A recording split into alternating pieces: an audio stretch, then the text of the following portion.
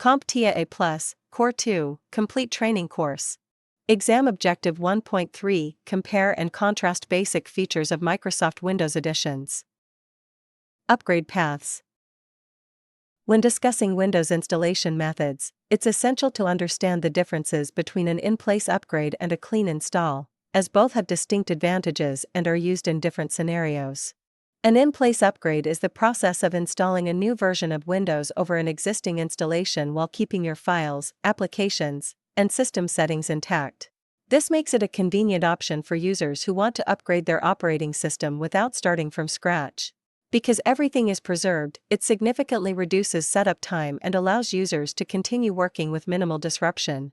However, since the existing system is carried forward, any underlying issues, such as system errors, misconfigurations, malware, or corrupted files, may also persist after the upgrade. On the other hand, a clean install involves completely erasing the existing operating system and installing Windows from scratch. This method provides a fresh start, removing any unwanted files, software issues, or hidden problems from the previous installation.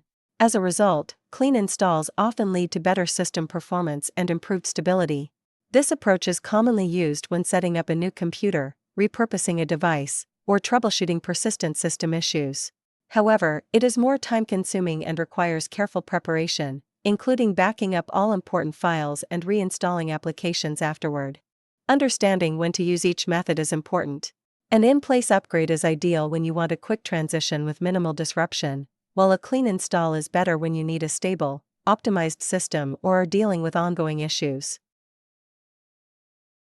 Now let's look at upgrade paths between Windows editions. Within Windows, it is possible to move from one edition to another using an in-place upgrade, depending on the specific editions involved.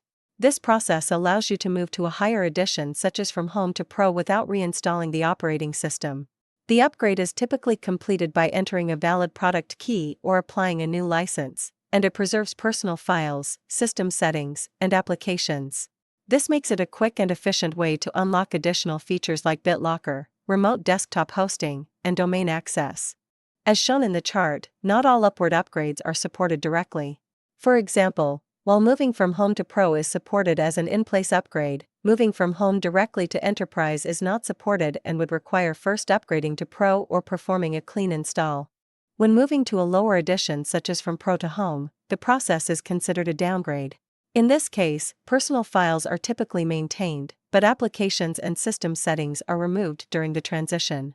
Additionally, some transitions, especially those involving higher-level editions like Enterprise, may require a clean install. This means the system must be wiped and reinstalled, and all files and applications must be restored from backup. Understanding these upgrade paths helps ensure you choose the correct method when changing Windows editions while minimizing data loss and system disruption. Now let's take a look at Windows hardware requirements by comparing Windows 10 and Windows 11 side by side.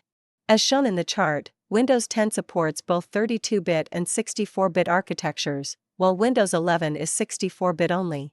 This means older 32-bit systems cannot run Windows 11. Looking at the processor requirements, both operating systems require at least a 1 GHz processor, but Windows 11 also requires a minimum of 2 cores, reflecting its focus on more modern hardware. For memory and storage, Windows 10 has lower requirements, with 1 GB of RAM being the minimum for a 32-bit system along with a need for 32 GB of storage. Windows 11 increases these requirements to at least 4 GB of RAM and 64 GB of storage. When it comes to firmware, Windows 10 can run on systems using either BIOS or UEFI. Windows 11, however, requires UEFI with Secure Boot, which provides improved system security during startup.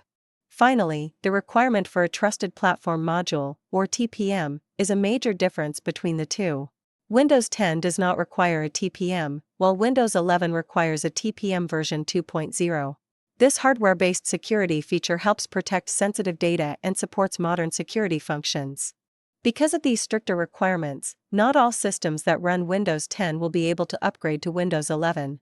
As such, verifying hardware compatibility ahead of time is essential to ensure a smooth and successful upgrade.